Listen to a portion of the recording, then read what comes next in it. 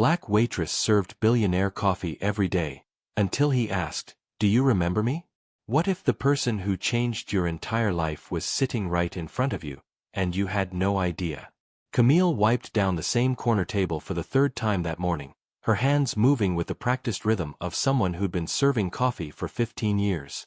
At 36, she knew every regular's order by heart, every story behind their tired eyes.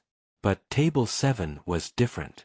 The man in the expensive suit who came in every Tuesday at exactly 8:15 a.m. never spoke beyond ordering his black coffee with 1 sugar.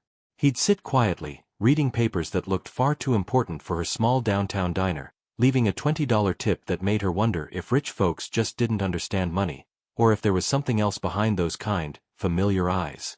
She'd catch him watching her sometimes, not in a creepy way, but like he was trying to solve a puzzle. "Where are you watching from today?" Tuesday mornings had become Camille's favorite shift since the quiet businessman started coming in 3 months ago. She'd named him Mr. Tuesday in her head, though his credit card read, J. Mitchell. Unlike the construction workers who flirted loudly or the college students who barely looked up from their phones, he treated her with a respect that felt almost old-fashioned. "Good morning, Camille," he'd say, reading her name tag even though he clearly knew it by now. "The usual black coffee, 1 sugar, and whatever pie you'd recommend today." The Riverside Diner wasn't much to look at, with its cracked vinyl booths and coffee stains that had become part of the pattern, but it was hers in every way that mattered. She'd been working there since her daughter Zara was 2, picking up extra shifts to pay for daycare, then school clothes, then college applications.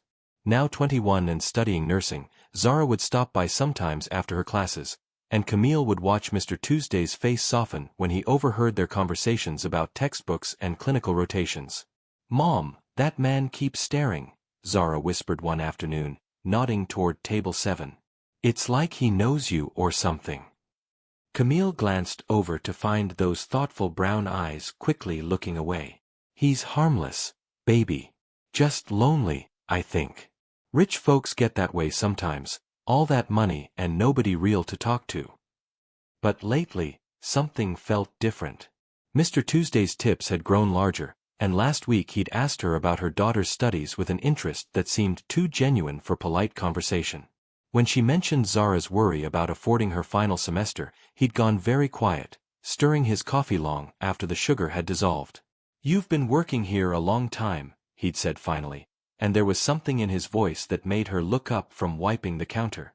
15 years next month," she'd answered, pride mixing with exhaustion in her voice. He'd nodded slowly, like that number meant something important. "You probably don't remember every customer from back then." The way he said it made her stomach flutter with recognition she couldn't quite place. There was something familiar about the curve of his smile, the way he held his coffee cup with both hands like he was warming himself from the inside out. But the expensive suit, the confident posture, the way other customers glanced at him with curiosity, none of that matched any regular from her early days at the diner. This morning, as she poured his coffee and set down a slice of apple pie, he caught her wrist gently. Not grabbing, just a soft touch that made her look into his eyes. "Camille," he said, and her name sounded different in his voice, weighted with years and memories. "I need to ask you something, and I want you to really think before you answer." Her heart started beating faster, though she couldn't say why. The diner seemed to grow quieter around them, the morning bustle fading into the background as she waited for whatever question would change everything. "Do you remember me?" The question hung in the air between them like morning fog, heavy and mysterious. Camille stared into those brown eyes, searching for something she couldn't quite name. There was warmth there, and hope, and something that might have been fear. Should I?" she asked softly, her hand still resting under his gentle touch.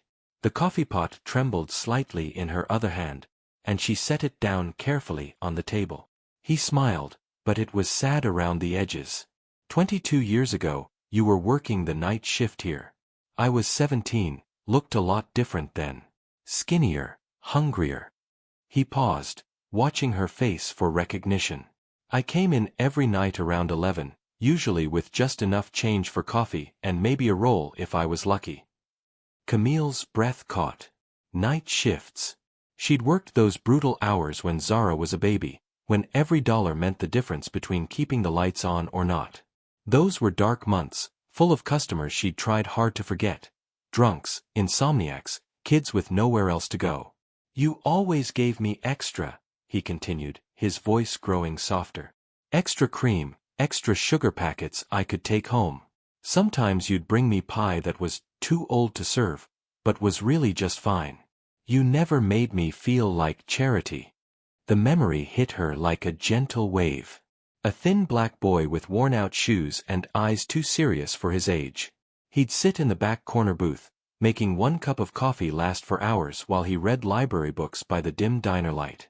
She remembered now, how he'd tried to hide his hunger, how he'd count out exact change with careful precision. "Jerome," she whispered, the name coming from somewhere deep in her memory. His face lit up with a smile that erased 22 years in an instant. "You do remember." Tears sprang to her eyes as the full picture came flooding back. Jerome, the boy who'd aged out of foster care at 17 with nothing but a backpack and determination. He'd been living in a shelter, walking 40 minutes to the library every day to use their computers, teaching himself business and investment strategies from books and free internet access. "But how? I mean, you're..." She gestured at his expensive suit, the silver watch that probably cost more than she made in a year. "You saved my life, Camille." His voice was steady, but she could hear the emotion underneath. "Those months when I came here, you were the only person who treated me like I was worth something. You'd ask about my reading, remember what subjects I was studying. You made me believe I could be more than just another homeless kid." The diner had gone completely quiet around them, other customers sensing something important was happening but not wanting to intrude. Camille felt her world shifting, years of casual kindness suddenly revealed as something much more profound. If this moment touched your heart, please give the video a thumbs up. Sometimes we never know how our smallest acts of kindness ripple out into the world. "I tried to find you," Jerome said, and now his voice was breaking slightly. "After I got my first real job, after college, after everything started working out. But you weren't here anymore, and nobody knew where you'd gone." Camille sank into the booth across from him, her legs suddenly unsteady. The weight of his words settled over her like a heavy blanket. "I left for 3 years, she said quietly. "Zara got sick when she was 7, needed surgery we couldn't afford. I took a job at a hospital cafeteria for the better insurance." Jerome's face fell. "I came back here every year on the anniversary of the last night I saw you. October 15th. For 22 years, I sat at this exact table, hoping you'd walk through that door." The pain in his voice cut straight through her heart. All those years, he'd been looking for her while she'd forgotten about the skinny boy with the serious eyes. The guilt hit her like a physical blow. How many other people had she helped without realizing it? How many lives had she touched and then lost track of completely? "I'm so sorry," she whispered, tears now flowing freely. "I should have remembered, should have." "No." He reached across the table and covered her hands with his. "You had your own struggles, your own daughter to raise. You can't remember every person you help, Camille. That's not how kindness works." She looked around the familiar diner, seeing it through his eyes now. The same cracked booths where a homeless teenager had found refuge. The same coffee pot that had provided warmth on cold October nights. The same counter where she'd slipped extra food to a hungry boy without making him feel small. "What happened to you?" she asked. "After you stopped coming here?" Jerome smiled, but it was complicated now, full of years and struggle. "I kept studying, kept believing what you showed me, that I was worth investing in. Got a scholarship, started a company, built something real." He paused, looking around the diner. "But I never forgot where it started. In this booth, with a woman who saw a hungry kid and decided he deserved dignity along with his coffee." The morning rush had slowed, and Camille was vaguely aware of her manager, Mrs. Chen, hovering nearby with concern. She'd been sitting too long, neglecting her other tables, but somehow she knew this conversation was more important than any routine. I need to tell you something else, Jerome said, and his voice carried a weight that made her stomach clench with anxiety. The reason I've been coming here these past 3 months, why I finally found you. Her heart started racing. There was something in his eyes now, a mix of hope and fear that she couldn't read. The successful businessman was gone, replaced by someone vulnerable, almost desperate. I'm dying, Camille. The words fell between them like stones dropping into still water. 6 months, maybe 8 if the treatment works. Brain cancer. The world seemed to stop moving. The clink of coffee cups, the murmur of conversation, even her own breathing faded into silence. This man who had been transformed by her kindness, who had built a life on the foundation of her simple humanity, was running out of time. Have you ever faced something like this? Let us know in the comments. Sometimes life brings us full circle in ways we never expect. I needed to thank you, he said simply. Before it's too late. The silence stretched between them, heavy with 22 years of missed connections and the crushing weight of his revelation. Camille felt her world tilting, everything she thought she knew about random kindness and forgotten moments suddenly rearranged into something much more profound and heartbreaking. 6 months, she repeated, the words feeling foreign on her tongue. Oh, Jerome. He squeezed her hands gently. I've been at peace with it, mostly. I've had a good life, built something meaningful. But I couldn't let go without finding you, without making sure you knew what you did for me. Around them, the diner continued its morning rhythm, but their corner booth felt sealed off from the world, like they were sitting in a bubble of shared history and approaching loss. Camille studied his face, memorizing the man the hungry boy had become, the laugh lines around his eyes, the confidence in his posture, the kindness that still radiated from him like warmth from a fire. There's something else, he said, pulling an envelope from his jacket pocket. I've been carrying this for 3 months, waiting for the right moment. His hands trembled slightly as he slid it across the table. I know you're proud, and I know you don't like charity any more than I did back then. But this isn't charity, Camille. This is justice.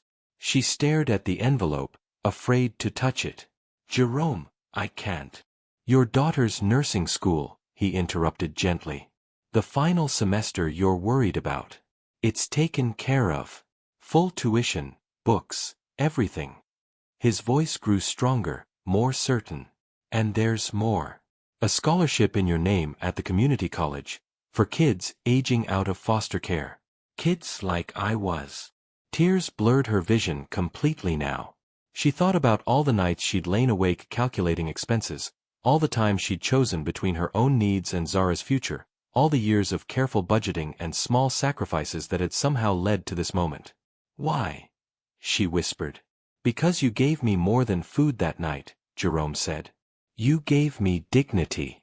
You saw a future for me when I couldn't see one for myself. You taught me that kindness isn't about having plenty to share. It's about sharing what you have, no matter how little that might be. The diner door chimed, and Camille looked up to see Zara walking in for her usual afternoon coffee break.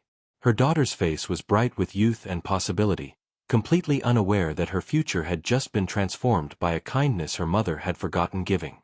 That her? Jerome asked, following Camille's gaze.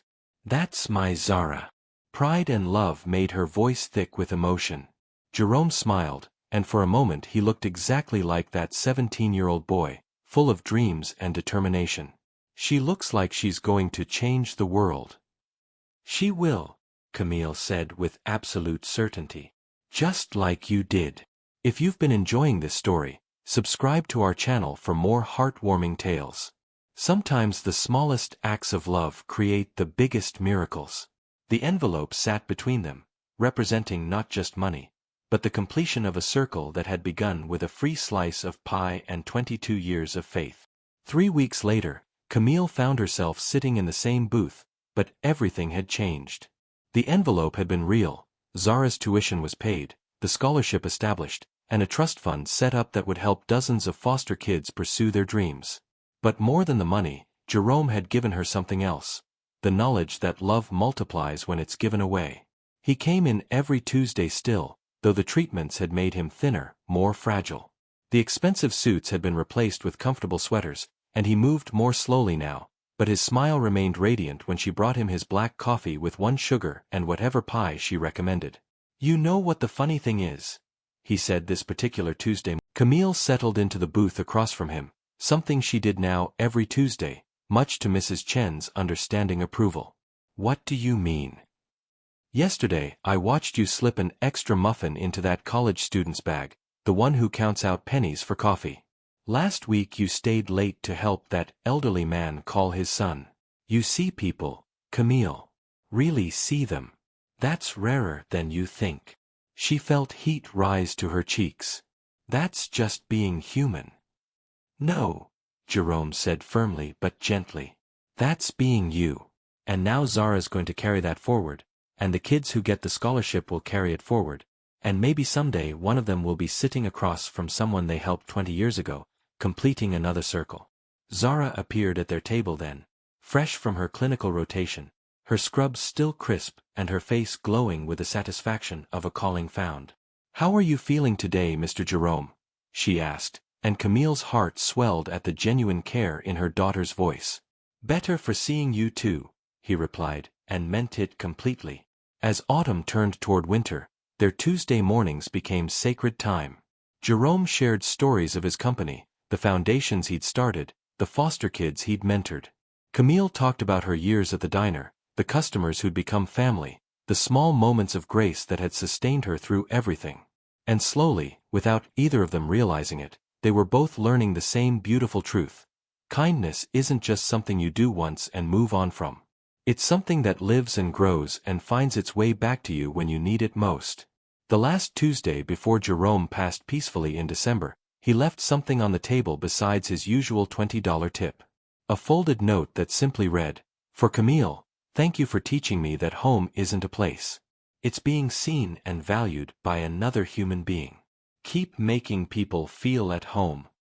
If you enjoyed this story, please remember to like, leave a comment with your thoughts, and subscribe for more heartwarming tales. Sometimes the greatest gift we can give is simply seeing the worth in another person, just as they are.